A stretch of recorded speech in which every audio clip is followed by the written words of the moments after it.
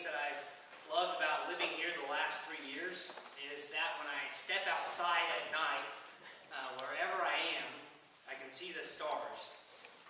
Maybe that doesn't mean as much to you all because you don't know what it's like to live in the big city, but I grew up in the city surrounded by big buildings and big lights. Only on vacation, when I went camping, could I see the stars at night. But here, I just have to step outside at night and I am able to marvel at the wonderful lights in the sky. The funny thing about stars, though, is that we never see them as they are now. We see them as they once were. The light that we see from the sky is the light from the stars where the light left them. The light that we see from the stars on any given day is how the stars were years and years and years in the past. We don't even see the way things are now. We see how things once were. When George Shepard passed away last August, many of us were upset, just as we are if we lose anyone we love. Many were asking the big question, why? Why did this have to happen now? Why did such a good man have to die now while other bad men get to live? I can't answer that question, and let's be honest, I wouldn't and we shouldn't trust anyone who can give us a clear, concrete answer to that question. We don't know all the answers, and that's okay. I've asked myself this question many times as your pastor. Many of you know that Shannon and I have had a long journey trying to have our first baby. For those of you who don't know, we've experienced 3 miscarriages since we lived here in Florida. This has left us asking why many times these past few years. Sorry, that's the first time we've shared this publicly. And Shannon and I are eternally grateful to those of you who have held our hand and cried with us during those times. And we're so excited that we've been able to celebrate with you all now. God has certainly come through for us. George Shepard's neighbor, Helen, was slightly older than George, I believe, and Helen's daughter, Carmen, was at George's memorial service, and Carmen asked me one day to come talk to her mom in the hospital. And Helen was asking questions about her faith and whether she was going to go to heaven, and she wanted to be sure that her heart was straight before she died. And it's ironic that I was able to describe to her how to receive Christ into her heart, not by anything I learned in seminary, but by George's testimony, her neighbor's testimony. George had multiple conversations with me in his final days about death and confessing his sins to God and asking for forgiveness and living his final days to the glory of God. And George's nurse had informed me of what we now think were George's last words. They were, "I love you, Lord. I love you. I'm ready." We're pretty confident that those were George's last words. So I was telling George's neighbor, Helen, about George's faith and how he continued to commit his life to God. And she told me that she felt like she had confessed her sins to God, but it still felt like something was missing. And I said, "Have you ever asked God into your heart?" And she said that she hadn't. She was laying everything down at Jesus' feet, but she wasn't asking to be filled up by His Spirit and His grace. So we prayed about this, and the nurse and Carmen came in the hospital room shortly after that, and Helen said, "Oh, this young man is so awesome. Thank you, Lord, for sending this young man here. Oh, how I feel so much better. I know where I'm going now." So as I left the hospital, I couldn't help but think that George was still making an impact even after his death. If it weren't for George dying, I would have never done his memorial service, and thus I would have never visited with his neighbor Helen and watched God make an impact on her life. George was like this shining star that had been gone for a while, but his light was still shining now. I'm amazed at the gospel story, the story of Jesus' life, death, and resurrection. No matter how many times I read it, how many times I hear it, how many times I study it, how many times I live it, it still seems so fresh and real and new. Jesus' light seems to get brighter the more that we hear it. Just like a star, Jesus has been gone for 2,000 years, and yet He still shines bright in our lives today. In fact, we know he's not gone, but he's risen indeed. And Jesus' final words from the cross, including these 6 other statements we've been discussing this last month or so. Father, forgive them, for they know not what they're doing. Today you will be with me in paradise. Behold your son, behold your mother. My God, why have you forsaken me? I thirst, and it is finished. And then we have this final statement, a prayer. Father, into your hands I commit my spirit. I think this is one of the most powerful prayers in the entire Bible. Jesus is stepping into the unknown, to death. And many of us know what it feels like to step out onto the edge and look over, and you can't see one single step in front of you. To ask, what does my future hold? See, it's a scary place to be. But we all have to face these moments. I mentioned the other day that it was scary for me to hear about a preacher who was my age suffering from a terminal illness. And Mary Lou Beam said, how do you think we feel watching all of our friends who are our age kick the bucket? Illness, suffering, and death come for all of us. As Billy Graham said, 1 person will die. We all have to face these major life changes, from birth to graduation to marriage to kids to new jobs to retirement to grandchildren. We all have these moments that we would add to the timeline of our lives. The moments that have changed what we know about the world and God and faith and love and life. Sometimes these moments leave us breathless and numb. They come out of nowhere and they leave us shocked. What happens when we're at our wits' end? Sometimes it feels like in these moments the only thing left to do is to pray. Father, into your hands I commit my spirit. Sometimes in these transition periods, that's all we can do. When our life is going to make a drastic change, all we can do is what we did this last week, to place our sins and situations on the cross and leave them in God's hands. And this is, in fact, what Jesus did for us on the cross. He took our pain and our anxiety and gave us redemption and resurrection. We know that God has come through for us before on the cross, and God will come through for us again. Well, we're about to face another major change as a church, and for those of you who are guests, I apologize for being here this Sunday. But Shannon and I have some news to share with you today. While you know that we are having a baby, after much prayer and discernment, since we found out that we're having a baby last December, we have decided that it is best for us to move back to Texas to be around our family. Shannon has accepted a position with Lockheed Martin in Grand Prairie, where she worked before. You're supposed to make me smile, not cry with me. And I'm in the process of searching for a pastoral appointment in Texas. Shannon's new job will be less demanding than her job here, and it will be better for her as we start a family. So while it is painful for us to leave you all while things are going so well, at the same time, we know that the momentum that you have right now has to keep going. We are confident that God is going to continue to work through this church and continue to make awesome things happen.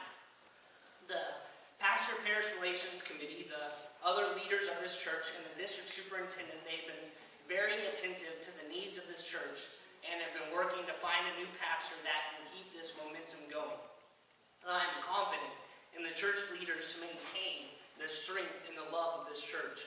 It has been one of my goals during my time here to train, encourage, and inspire the church leaders to conduct each of their responsibilities for ministry with passion.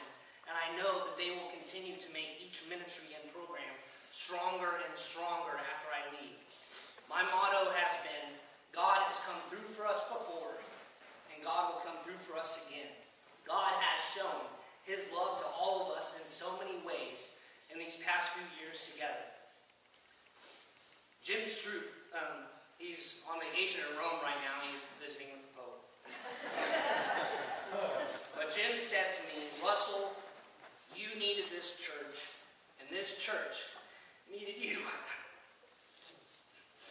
You all gave me the confidence to be a pastor, and I believe that God worked through me to inspire you all to become the church that you need to be.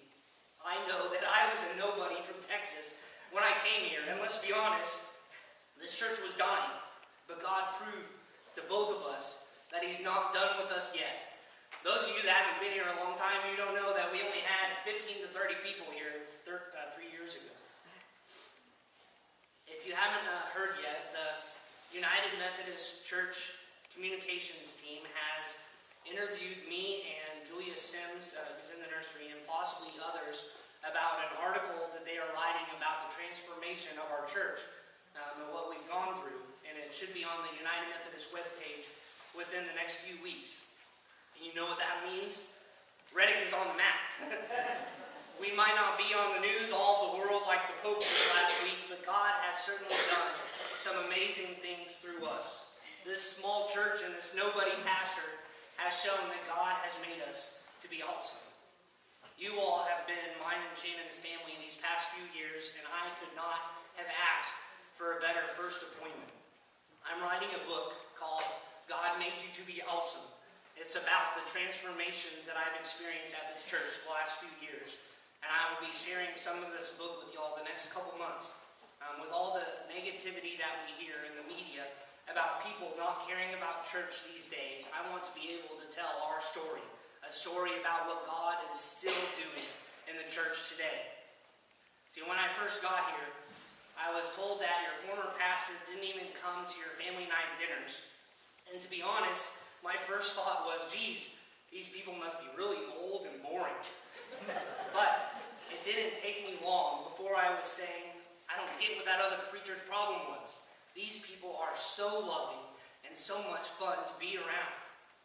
Missy Coward, she said this last week that this church has been through so much. And she said that you all will definitely make it through this transition as well. And I know she's right. I know you all will continue to be a testament of strength and love. And I know that you will show the new pastor the love that you all have shown to me and Shannon. And by the way, you will know who that is at the beginning of May once the PPRC and the district superintendent have worked out all the details. We don't know who it is yet, so don't ask them or me. And we can't tell you anything until we receive approval to do so. But you all are so strong, and that I look forward to hearing from you a year from now, and then 5 to 10 to 50 years from now, and hear about what God has continued to do through this awesome church. Shannon will actually be leaving in about a month to start her new position. The United Methodist Women, that's why Lillian said she needed to talk with y'all after church. They're hosting an early baby shower for her on April 13th, and my last Sunday will be May 26th. And during these next couple months, I hope to really celebrate our time together and to help you all look forward to the unknown, how God is going to continue to do awesome things for all of us in the future. So please pray for Shannon and I and our new baby, and that I will have a new pastoral appointment to go to in Texas. Please pray for this church, your pastor parish relations committee, and the church leaders as they work to help all of us through this transition. And start praying for your new pastor and his or her family. Wrap this whole time in prayer. And know that God has come through for us before, and God will come through for us again. God will continue to make us awesome. I wanted to share something with you all. Erin Thompson is a member of our Pastoral Parish Relations Committee, and she and her husband, Lanny, have been members of our church for about a year now. And Erin said, oh yeah, thanks for putting me on this committee now. As all the members of the PPR committee have to do, Erin has had to keep this information about my move confidential for the last couple months. But Erin gave me permission to share a story that she had shared with me. Erin sent me this message the other day. She says, Saturday night I had a dream. Erin shared with me, since our meeting, I have been really troubled by the changes our church is facing and the fear of the unknown. It's the first time that our family has not only called the church our home, but truly felt it as well. So anyways, to the dream. It was stormy outside, and we were all inside the church. The wind was swirling, and the rain was beating against the windows. Lightning was flashing. Thunder was crashing. Am I setting the mood? So I was sitting in the first pew, and there were things going on around me. Music, conversations, etc., all at the same time. And it was overstimulating, and I was having trouble focusing. I could feel the anxiety in my dream. Then you came, and you sat really close to me and put your arm around my shoulders, but didn't say anything. And in a few moments, things quieted down, and my focus came back. I felt comforted by your presence alone, and at that moment I woke up. I believe that God was telling me that all would be okay, that things may be a whirlwind now, but having the presence of you and the memories of you in our hearts and our children's hearts, we would never forget your God-given gifts brought to our family's dynamic. The roots have been grown in a true foundation to our little church. We will never forget what you and the others in the church have meant to our spiritual lives. So thanks for your unspoken comfort. So I asked Erin if I could share her dream because I thought it was a beautiful way of saying that everything is going to be okay. I told Erin that it was probably God putting his arm around her, not me, in the dream, and she said, "Don't flatter yourself. I was just thinking you may be Jesus." But I do think that God has his arm around us during this time of chaos, helping us to regain our focus. And God does work through all of us, the church, helping us to be the presence that people need during these chaotic times. We are able to put our arms around each other and support one another during times like these. And if I've learned anything here, it's that it's always good to quote Tim Tebow in a room full of gators.